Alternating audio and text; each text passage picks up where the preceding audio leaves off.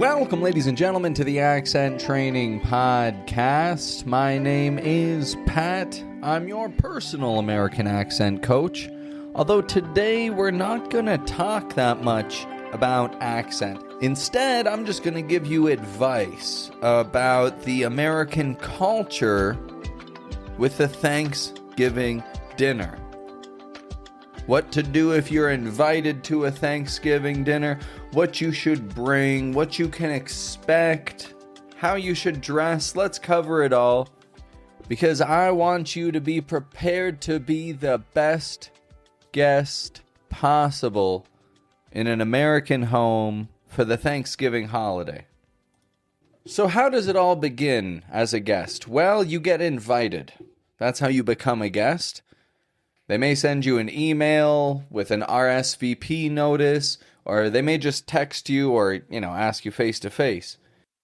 And whenever you are asked, it's important that you give a definitive answer to the host. The host has to know whether or not to expect you. Look, I've hosted a lot of these dinners, and there's nothing more annoying as a host than getting a maybe when you're cooking this great big delicious dinner for everybody and you never know how many people you should be preparing for. When you get invited, make a clear decision. If you're going to go, if you're not going to go, and inform the host so they can prepare accordingly. If you can't go, you can't go. Don't feel bad about telling them. They need to know. And they're going to be more annoyed with you if you don't show up, but they were expecting that you were going to show up. So if you can't go, just tell them. Now, what's the next step? Well, offering to contribute. Sometimes Thanksgiving will be a potluck style, which means everybody brings something from their own home to contribute to this great big feast. Other times, the host wants to do everything on their own and they don't want any help from anybody. And so if you're invited and if you say yes, then just politely ask, what can I bring? Practice saying that with me now. What can I bring?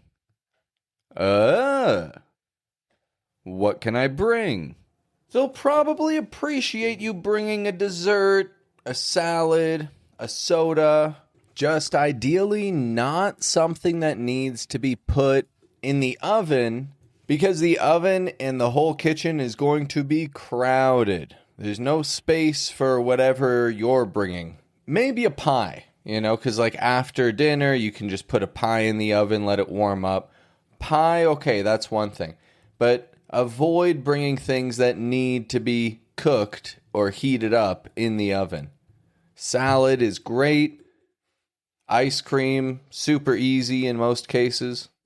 It's best to ask first. Now, another common question that a host may ask you is, do you have any food restrictions? They aren't asking about your diet, but they're more asking about allergies, if they got to keep peanuts out of the sauce. If you're a vegan, if you're a vegetarian, are there certain things that you just can't eat? And if you do have any, then just discuss it with the host. Maybe they'll want you to bring something extra to accommodate that. Or maybe the host can simply avoid those ingredients, and it isn't a problem. And if you don't have any, just say, no, we're happy to eat whatever you serve. Repeat that back to me now. No food restrictions. We're happy to eat whatever you serve.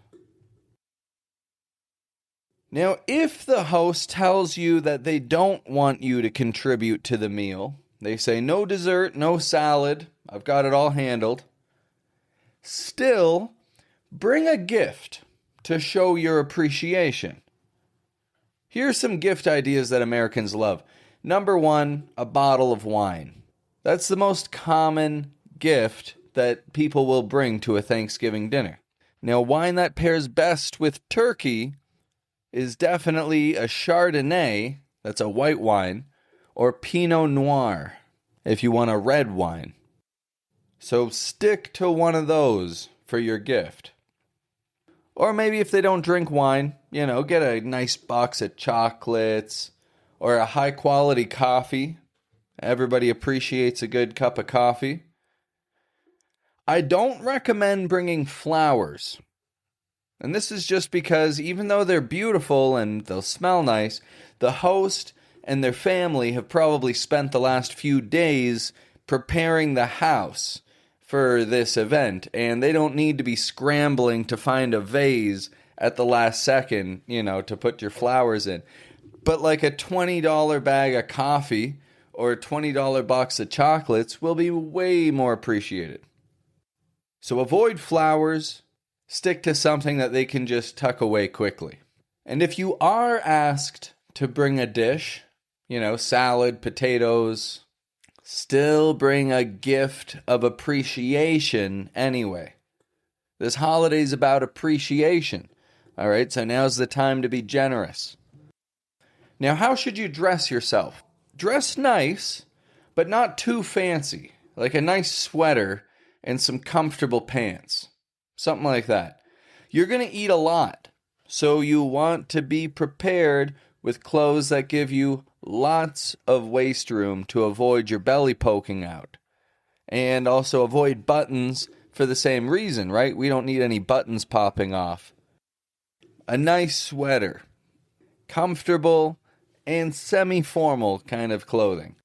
And so now you've gotten dressed, you've driven to their house, you arrive, and you're sitting in your car, about to go in, and just before you do, you're going to want to put your phone on silent. This is just my advice for social situations. You're going to enjoy yourself a lot more, and you'll be a lot more ready to socialize in English if your phone isn't buzzing and beeping with calls and texts. Like if you aren't thinking about any other messages, just try to put it away for a few hours. Put your phone on silent, and you'll have a much better time. Now, arriving there, you want to arrive at the time that the host tells you, or at least within a 15-minute window of that. 15 minutes late at the most, because there's likely plans for that evening that involve you. So if the host says to arrive at 4 p.m., get there between 4 and 4:15, and you'll be the ideal party guest. Now, I lived in Mexico for a while. I know that when you invite people to a party, you've got to tell them an hour and a half, 2 hours before you actually want them to show up. Because in that culture, if people show up on time, then they're going to be, helping prepare, like blowing up balloons and preparing the stuff for the party. And they don't want to do that.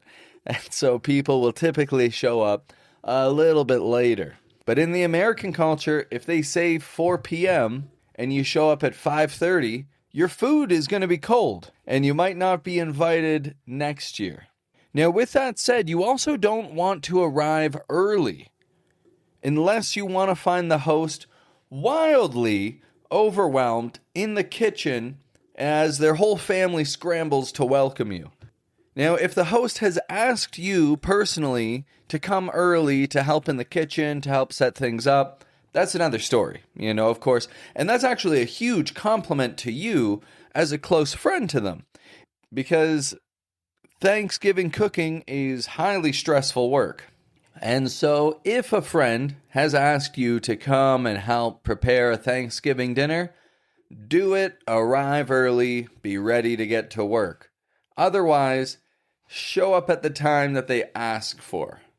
Now, when you do show up on time within a 15-minute window, you want to thank the host graciously and give them your gift. Say something like, "Thank you so much for having us. I brought you some goodies." Notice I'm not saying I brought you some candy, I brought you some wine, I brought you some coffee. I brought you some goodies. Goodies. This is just a cute word that we say to say a small little present, something that you're going to enjoy, some goodies. Thank you so much for having us. Notice my emphasis on that "so," right? Thank you so much for having us. I brought you some goodies. I brought you some goodies. Now, you step into the house, and it's very polite to offer to help right away. Just ask them, do you need a hand with anything? This may mean putting out snacks, setting up the table, helping pour drinks. Now, they'll probably say no, and that's good. Just accept their response. If they got things under control, don't go get yourself all tangled up in the kitchen with them. But if they do ask you to help with something, just do it right away, because they probably really need a hand. But in the case that they say no, get on in there, socialize. It's likely that a football game will be on in the background, because this is a day where people watch football. But don't get too sucked into the game. I mean, maybe unless you got some money down on the game. But just grab some snacks as you wait for the turkey and socialize with people, especially people that you don't know. Everyone's here to enjoy each other's company, so there's no need to be shy. If you like to have a drink, well, this is the appropriate time to pour a glass of wine or open a beer. You just, of course, want to be careful here because you haven't eaten yet, right? So that wine is going to give you a real kick in the head if you drink it too fast. But usually, we'll say an hour or so after arriving, the table will be fully set and dinner will be announced. Now, this is commonly done in a buffet style, just because it's such a big dinner. So they don't put your plate out for you with the food on it already. You've got to grab your plate, get in a line at the serving table, and when it comes your turn, fill your plate to your satisfaction. It's likely that there's going to be a lot of different dishes in front of you. I recommend trying just a little bit of everything to be polite for your first serving. Then, fill up on the things that you liked most for your second serving. But if you aren't familiar with this type of food, what you for sure want to have on your plate is turkey, stuffing, which are eaten together, paired together on the same utensil and eaten. And you want to cover those in gravy and put a little cranberry sauce on the side. Now, talking about the bird, the turkey. Turkey is often referred to as just the bird. Maybe not in everybody's family, but in my family, it is referred to as the bird. When it's in the oven, the bird's in the oven. The bird's been in the oven for 6 hours. We're going to carve the bird. It's not called just cutting into the turkey. You're carving the bird. And there are 2 types of people who eat turkey. 2 different types of people who eat different parts of turkey. There are people who prefer white meat and people who prefer dark meat. I like white meat on the turkey personally. This is like the breast or the wings, like really meaty parts of the bird. It's a little bit less flavorful than the dark meat, but when you mix it with gravy, stuffing, potatoes, it's delicious. It is so soft, your teeth just sink right into it. White meat is a little bit lower in fat than the dark meat. It's very high in protein, low in fat. However, dark meat is darker in color. It's the meat that you get from the thighs or the drumsticks. And there's less of it, but it's so full of fat that it's richer, it's more flavorful. People even say it's a little easier to chew, it's juicier. People who like dark meat won't even touch the white meat. But there's a limited amount of dark meat. So this is the part of the turkey that people fight over the most. Now, I recommend trying the dark meat if you can. Take a little slice of that. But it's not worth losing a finger over. All right, this is not the hill to die on. If somebody else has been talking about that dark meat, and you know that they're going to get a little aggressive, if you take more than your share of dark meat, just stick to a small slice. The white meat is just as good. Smother it in gravy, put some potatoes on the side, a little bit of stuffing. You'll be totally happy with the white meat all the same. Like I said, I prefer the white meat. Now you got your plate and you finally sit down to eat. Take a seat wherever your spot is. Put your napkin on your lap and look around and just wait to see what everyone does. Christian families may want to say a short prayer before eating. It's very common. This is called saying grace. Or sometimes it's more polite to just wait until everyone has been seated. And some families will just dig right in. Some families, nobody waits for anybody. And everybody's just like, hey, I got my plate, I got my food, let's eat. And so this is why I say just read the room. Look around at what's going on. Now, if people are sitting and waiting for everyone to be seated, you look around the table, you'll notice a little bit of wine is out on the table, a little bit of water. And you can definitely fill up a cup and sip on that while you wait without offending anybody. Now, if you are someone who drinks wine, I know I've got a lot of listeners who probably don't, but if you're someone who does enjoy a glass of wine, and you don't know which to choose with your turkey, here's what I recommend. If you're eating the white meat, you want Chardonnay. That's a white wine.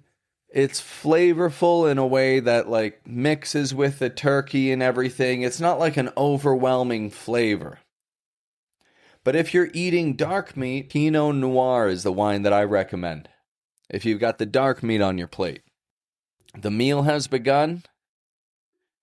And it's common that the host or the host family will say, let's all take a moment to express what we're grateful for over this past year.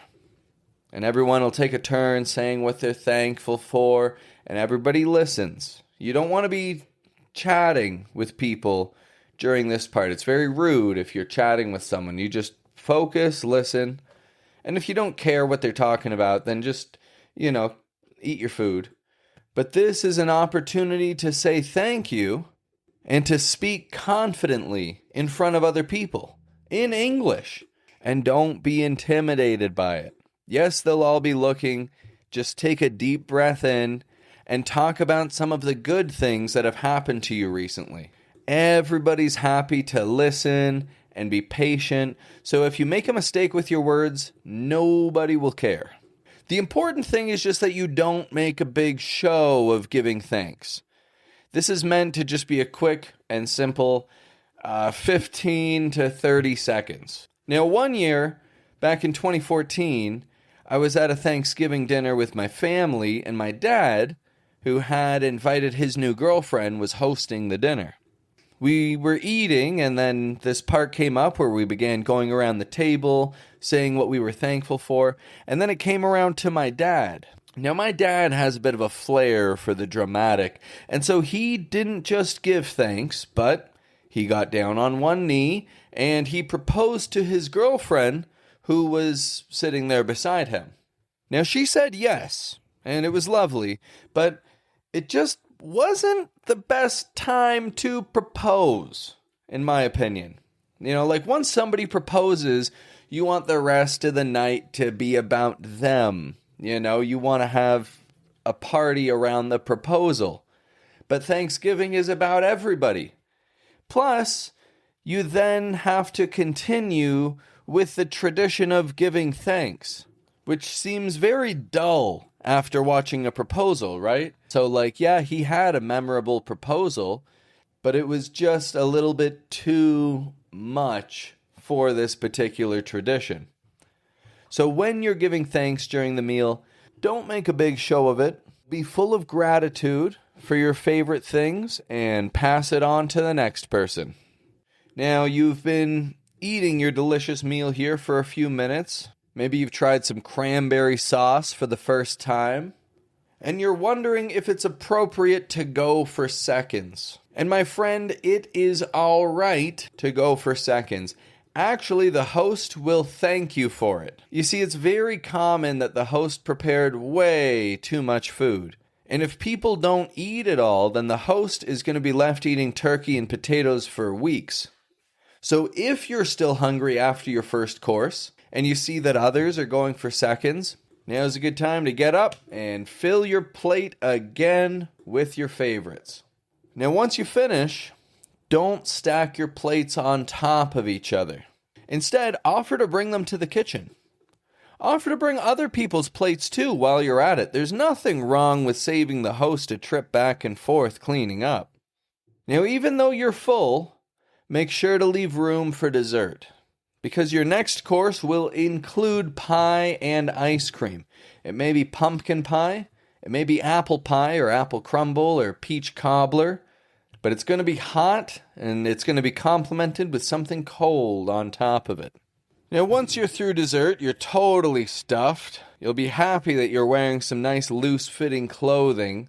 Now, how long should you stay after dinner finishes? Should you just put your shoes on and walk right out the door? Of course not.